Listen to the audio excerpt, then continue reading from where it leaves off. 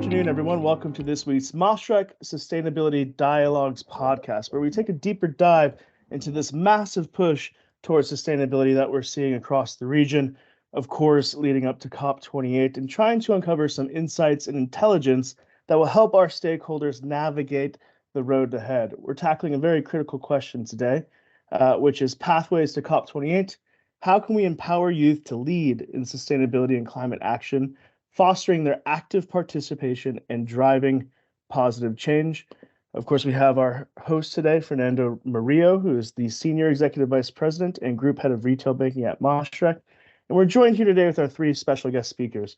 Haya Aseer, Youth Representative with the Global Council on SDG 13 for Climate Change Action, Global Council on SDGs UAE.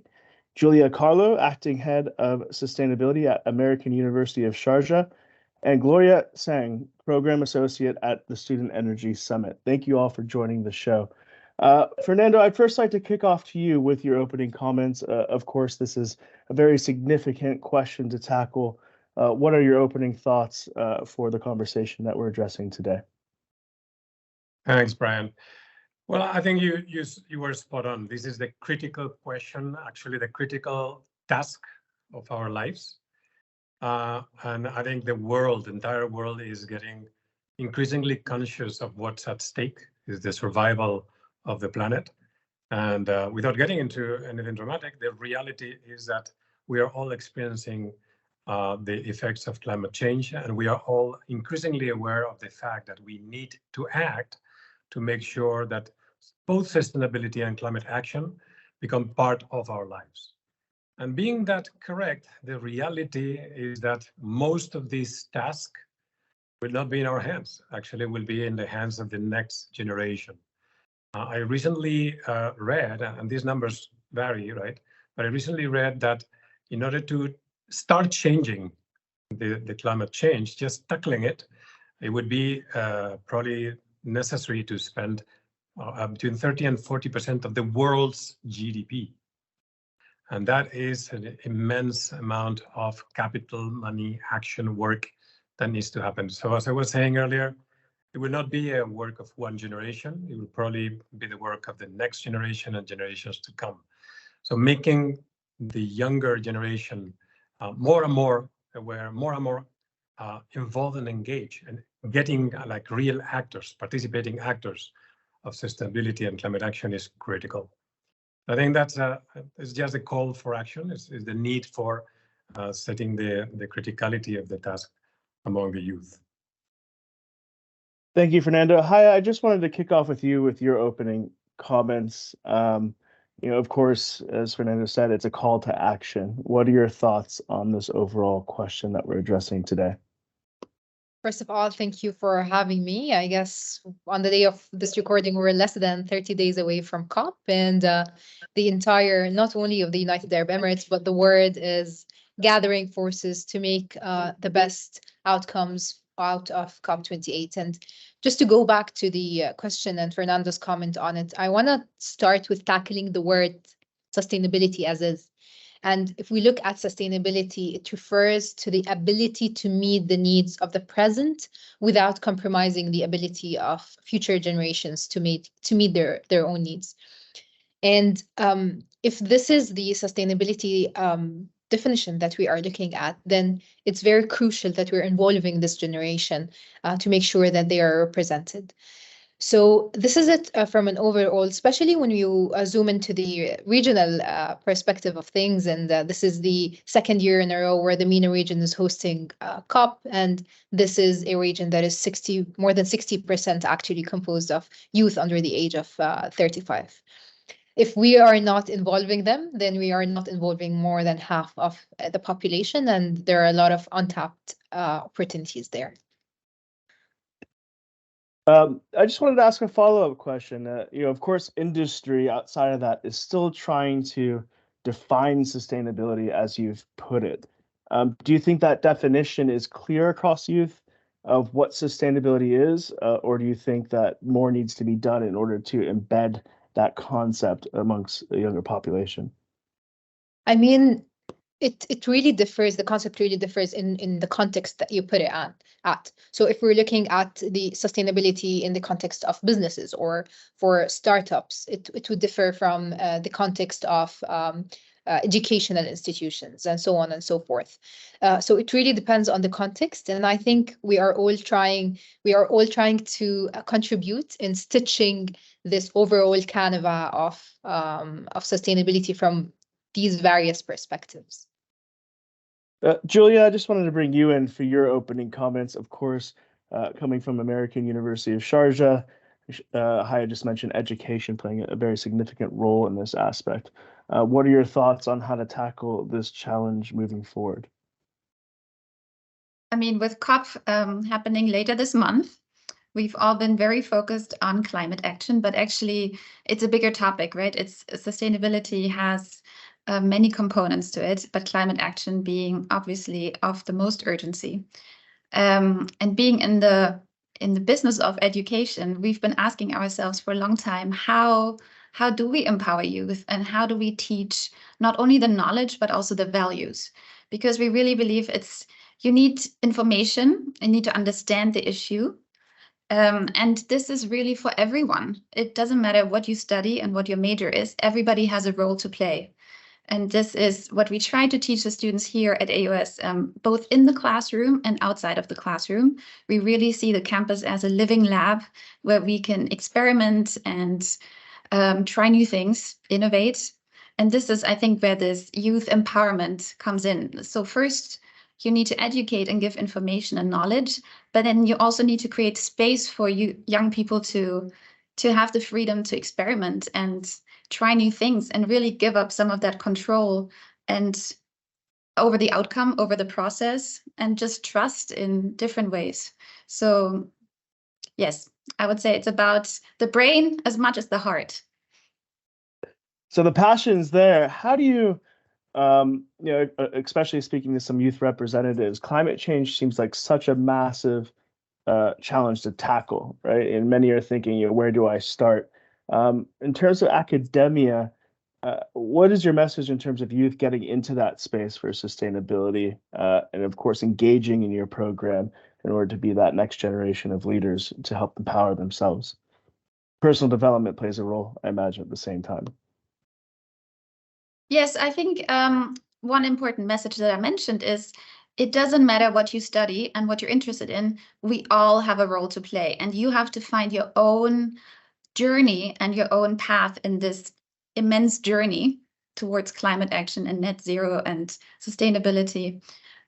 And really, we mentor students and guide them to find their own role where they feel passionate, where they feel they can contribute something and they can make a difference. And this may look very different from person to person, but it's all equally valuable. And at the same time, I think it's about these values. We want students to graduate with a certain set of values and that they give back to society, they care about the future. And it's really this full picture. Gloria, I'd like to bring you in for your opening comments. Of course, coming from the Student Energy Summit, which is a massive program and initiative on its own, bringing stakeholders together. What are your thoughts in terms of empowering youth and being able to engage with that industry? Your overall comments on the question that we're tackling today. Of course, thank you, Brian. I think spaces like the Student Energy Summit are so vital and important into bringing youth into the fold. It provides the space for them to have agency over their own actions, over their own research process, and the outcomes that they want to see either globally or in their own institutions or on the communities. But I think what we really need to focus on is education, starting from kindergarten, starting from when people are very, very young. I think the problem right now we have with youth advocacy spaces or environmental spaces is that it's too segregated. There is no validation for youth. Why do I want to go, into a role that supports sustainability or climate change if the companies and corporations I'm looking at don't have that focus, or if the role I'm looking at doesn't really care about climate change? I think within the schools, we need to stop looking at climate change as a one-off, like, oh, today's Earth Day students, let us focus on this today, and then tomorrow we're back to econ, back to literature, back to history. There are ways that we can incorporate sustainability and knowledge of it into the curricula for each and every one of these topics. And I think that's the first step into really getting youth not even just engaged, but aware of what's at stake and what the issues are. Well, sustainability is constantly evolving, right? If you look at the UAE region, it's accelerated very, very quickly in terms of just the initiatives that have been announced towards net zero, let alone kind of embedding it throughout the entire education value chain. What specific steps do you think would be a good low-hanging fruit to start with education? You mentioned kindergarten, awareness, communications, campaigns. What do you think is a good kind of first recommendation of a low-hanging fruit that could be tackled to start that process that you're speaking of? We should start with training and education of not the youth themselves, but the instructors, right? Because I remember when I was back in high school or middle school, if my teacher didn't care about it, then I'm not gonna, pay any attention to it. So I think we first need to look at our instructors and see, if they really value sustainability and if they are aware of how they can incorporate these values into the curriculum. I think workshops first need to start with the teachers before we can move on to how we impart this knowledge onto the youth. Hi, I just wanted to get your comments on that, of course. Industry is moving very, very, very quickly. Of course, the government as well, the UAE is setting kind of the tone in the roadmap ahead. What is your opinion in terms of aligning education with these goals and the next steps that kind of need to be taken in order to reach the objectives that we like? I mean, you've tackled the role of the government, and we're very lucky to be joining you from a country where the government is playing a huge role to empower youth. But when we're talking about education, let's look at education as not only schools and undergrads, but also post that. So if we look at, and I think this is very important, just because one of the main challenges that faces youth when we're talking about their involvement in climate action is the access to capital.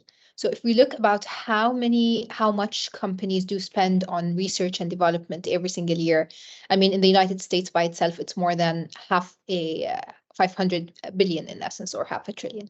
So if we are to be able to allocate some of these funds for youth who are working on researches, who are working on papers, who are working on innovations, who are working on solutions that would actually help combat consequences of climate change in different pillars, then that would be the first real pillar to empower youth while they are trying to contribute to that. So focusing on upskilling youth and making sure that they have the green skills of the future that are needed to fulfill the green jobs is excellent and is amazing and is very crucial. But we cannot underestimate the importance of giving youth access to capital. And if I just would like to elaborate on this a bit to put things into context, less than 0.06% of the global environmental philanthropy goes to youth. And if we want to look at global South, then the percentage goes to nearly zero. So if we want to really talk about youth empowerment and not only use that as a tokenistic point, then we should tackle also the access to funding. Fernando, do you just want to touch on that briefly in terms of Mashreq creating that environment and the importance of financial education essentially for youth as they take this journey forward? Clearly, when it comes to funding, banks have to be there, right? It's our role. I think it's spot on. It's spot on. I think the broader picture of what Haya is saying is that I'm connecting with probably what I said at the beginning. What we have ahead is a mammoth task. It will require the entire lives and efforts of millions and millions of people to completely switch our current economy into a sustainable one. The people of our age, my age specifically, I cannot become at this stage an environment engineer. I can't. Too late for me. But we need to be able to provide the funds first, as Haya is saying, for people to get those studies. We will need millions of those to change the whole supply side of the economy. We need to go from producing in a non-sustainable way into producing into a sustainable way. And it's not just about energy, it's everything. The whole productive systems, the distribution, the whole of our economy, which is huge across the world, right? So we need to fund young people to get into those studies. And that's one role that banks are willing to do. We do. We provide funding for such studies. And then when they become entrepreneurs, as I said earlier, yes, there's a generation gap, but they have more open minds than we do. They will have to cover the gap that is there, because there's a lot more at stake for them. Their whole lives will be about this, right? So we need to find ways, and in some cases only with private funding, but in other cases with hybrid funding together with the governments, we need to find ways to provide the right capital and the right funding for all the ideas and work that will be necessary to switch all this supply side of the economy into a sustainable one. So there's a lot of work ahead. Julia, I just wanted to kind of pivot back to that education aspect.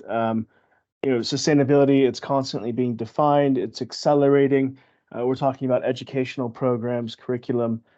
Industry is moving at such a fast pace. How does academia keep parallel with it and keep in line with it to ensure that the skill sets that students are getting today in the capacity building aspect is aligned with where industry is going in the future? Everything changes and is quickly evolving in this space at the moment. That's a very good question. And I think I want to tie into some of the points that have been made earlier is we all need to keep learning. Like even adults, it's not so much about youth. We all have to keep educating ourselves. Information is changing at a rapid pace. We keep learning about climate change and the possible solutions. And I think this is the first realization that no matter how old you are always going to be a student when it comes to sustainability and climate change. And you need to learn, educate yourself, but also learn from the people around you. And I learn so much from the students I work with every day. I also pursue professional certificates to keep educating myself. It's really important to stress this. And then obviously academia has a leading role in guiding the way in societal change. It has always been a catalyst for innovation. So fostering that within the institution, working with other institutions together to support each other. The UAE just launched the Universities Climate Network earlier this year. We've been in close collaboration with other institutional organizations in the UAE to tackle climate change specifically, not just for COP, but beyond as well.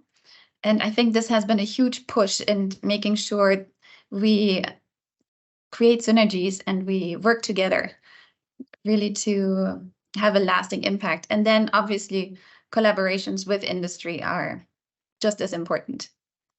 What skill set specifically do you think would make a good sustainability leader? If youth were looking to follow your track, for example, we've spoken to sustainability leaders.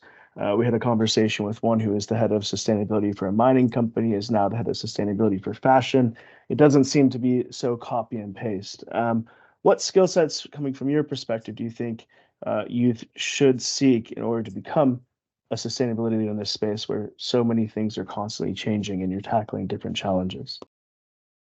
So, like I said earlier, I don't think it's so much about what you study, because we all have a role to play. So I personally have a business background.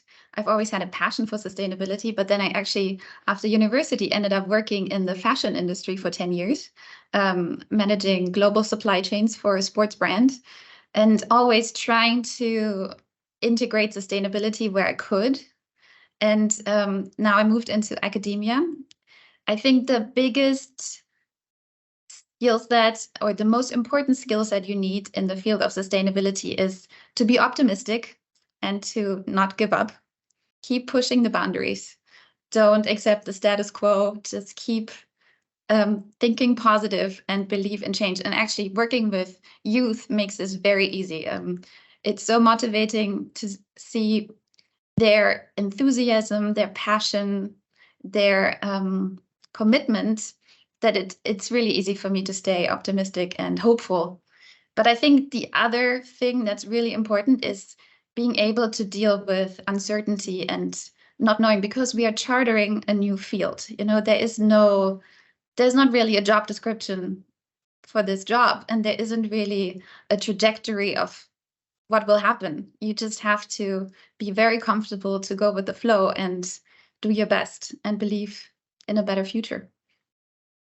Gloria, a big part of that pathway is being able to communicate. And of course, the Student Energy Summit, to create this platform, has had to communicate a message to many stakeholders to bring everyone together. What's your recommendation in terms of how to communicate sustainability externally for youth?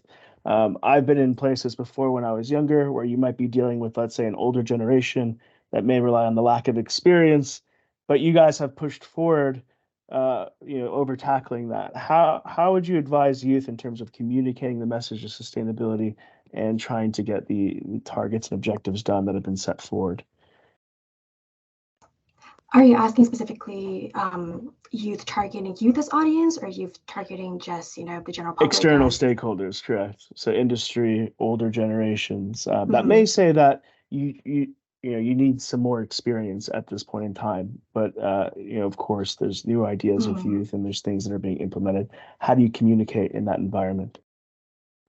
Pragmatically speaking, I think to be taken seriously in intergenerational spaces, you need to align yourself with an organization or with a higher education institution that can sort of be your backer, right? That can provide you resources and a sense of legitimacy.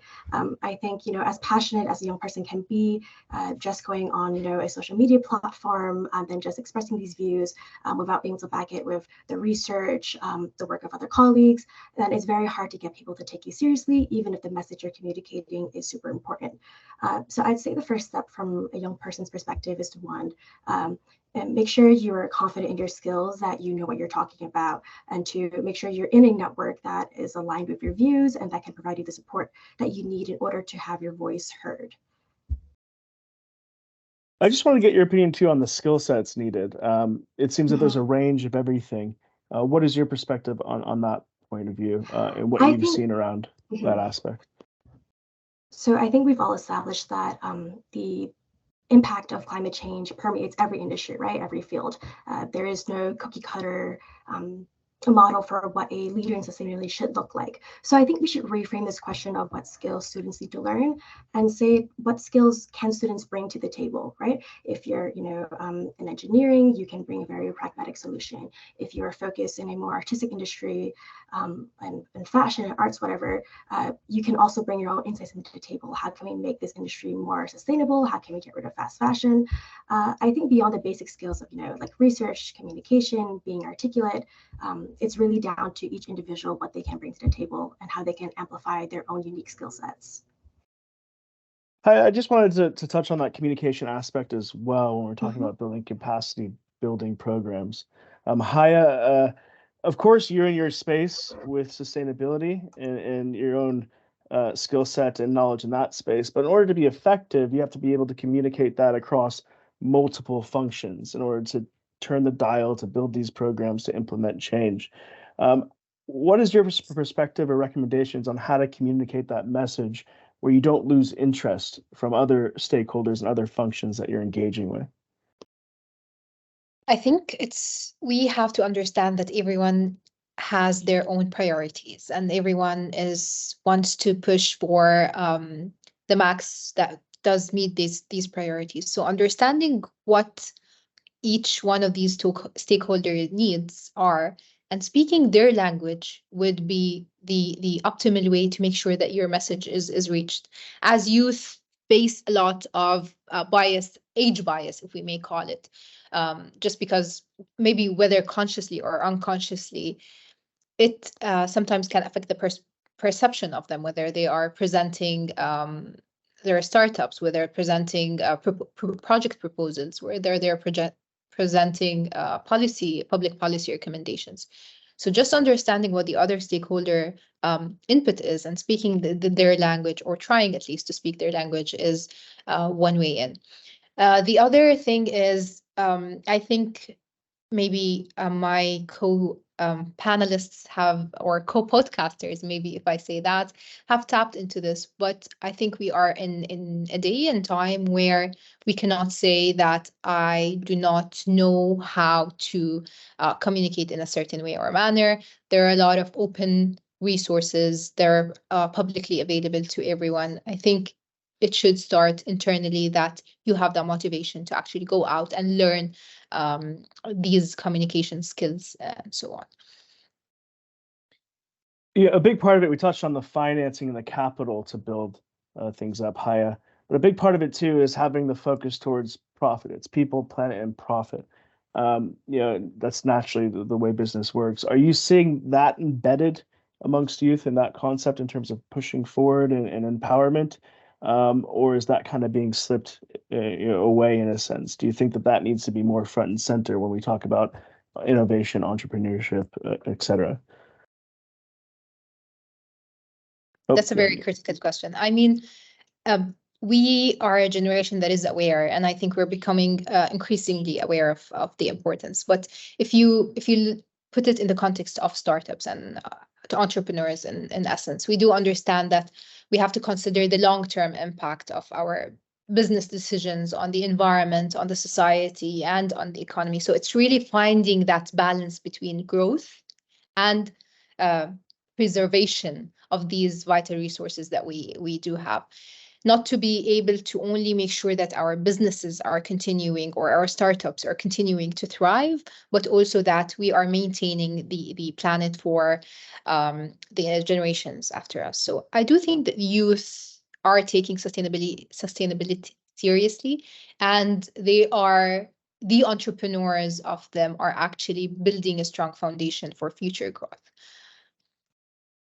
It seems that 30 minutes goes by pretty fast. We've already gone through that, but I just want to do one more round of closing comments. Julia, I'd like to start with you. We have COP28, less than 30 days, I believe, as we heard earlier, coming up. What is your hopes on the outcomes that come from COP moving forward? Of course, it's a blip in time. It's a long journey ahead, but what are you hoping in terms that comes from that gathering? Yes, I'm very excited that this will be the first COP where there's actually a dedicated education hub in the green zone. So the UAE, and I think this is the legacy that they will bring to the COP process going forward, is highlighting the important role of education in the climate movement.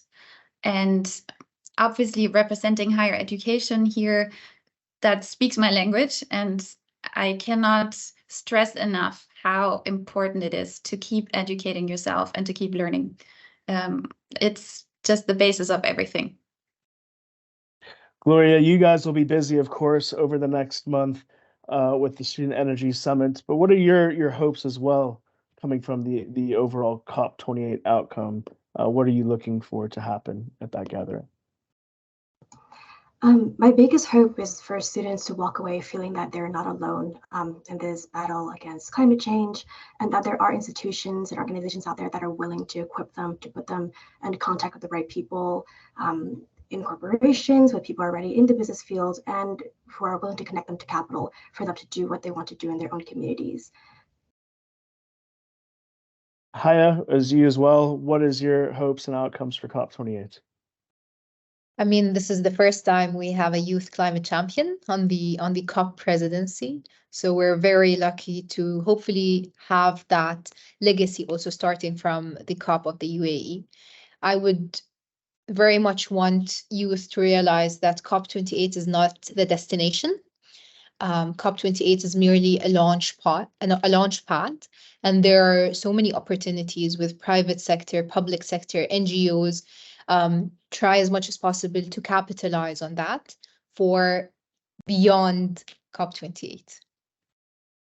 And I'll hand it back to our host, Fernando, of course, for the final closing comments, tackling a significant question that we addressed today. Look, I think it's been a very rich conversation. It's a pity it's only 30 minutes. We could be talking and talking about this for hours. I said it's about skilling and reskilling that has been touched by everyone in the call. It's about channeling the passion, providing the capital, empowering youth, allowing them to come up with their ideas, their energy, their initiatives. That's clearly on the table. And I think that's something that in the end, I think a bit circling back with what all this is about is this massive replacement of the largest economy we've had in the world in our history with another one, okay? And we've touched the supply side, which has to do with what people will have to do, how will they have to change everything. And it's going to be youth who's going to be changing everything for the most part. But there's also the demand. They are the consumers of the future. And all the companies in the world know about this. And they have that power. If they get the right information, if we, for instance, banks, we can provide them with the mirror of what the society consumes and simply translate that into carbon emissions, make people aware of what they're doing. We can provide them with the information of what is at stake, how much damage is being done in the way we behave, right? So if we can make them really get the power and take that power forward and put that power in action and force the supply to completely change the way we all are doing things, I think that would be a success. And COP28, I would expect that COP28 would provide them with hope so that the whole world makes big steps forward in agreeing on what the supply side should change in the next few years, but also make them realize about their huge power. They are really the power of the future, and they have to put that in action. I'd really appreciate that COP28 is giving them the voice, and they should use it because it's a power that needs to be put in action. And there's a perfect loudspeaker for that to happen. I think it's a lot at stake, but I'm quite confident that I have young kids, and they are completely. We talk about these things, and I hope that that they will see in the future that they will play a role, and the future will be better than what they can see today that is happening. Well, I also think that we got some great recommendations today during our brief discussion. I just want to thank you, Julia, Gloria, Haya, for your insights and intelligence. I think will be very useful for our stakeholders. For those who are listening and watching, please feel free to follow them on social media for updates and insights. And of course, our host, Fernando from Mashreq, thank you for hosting the podcast today. And please follow Mashreq on social media, where we'll be publishing this podcast and the content harvested from it. But thank you all very much for your insights today. We appreciate your time, and we look forward to hosting you again in the future on another series. Thank you for having us. Thank you for having us. Sure.